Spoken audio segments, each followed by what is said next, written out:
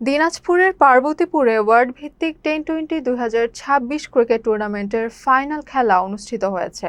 রবিবার বিকেলে উপজেলার বেলাইচন্ডী ইউনিয়নের ৫ নম্বর ওয়ার্ল্ড ক্রিকেটের ক্লাবের উদ্যোগে বেলাইচন্ডী স্কুল অ্যান্ড কলেজ মাঠে খেলা অনুষ্ঠিত হয়। ফাইনালে টসে জিতে ২ নম্বর ওয়ার্ড সোনাপুকুর কালীতলা একাদশ ফিল্ডিংয়ের সিদ্ধান্ত নেয়। প্রথমে ব্যাট করে ৮ নম্বর ওয়ার্ড হরিরামপুর স্পোর্টিং ক্লাব ১০ ওভারে ৭ উইকেট হারিয়ে ৯৭ রান সংগ্রহ করে। জয়ের জন্য ৯৮ রানের লক্ষ্য নিয়ে খেলতে নেমে সোনাপুকুর কালীতলা একাদশ ৮২ রান করে অল আউট হয়ে যায়। ফলে হরিরামপুর স্পোর্টিং ক্লাব শিরোপা জয় করে। খেলা শেষে পুরস্কার বিতরণী অনুষ্ঠানে প্রধান অতিথি ছিলেন হক অটো রাইস মিলের পরিচালক আরিফুল হক রিয়েল।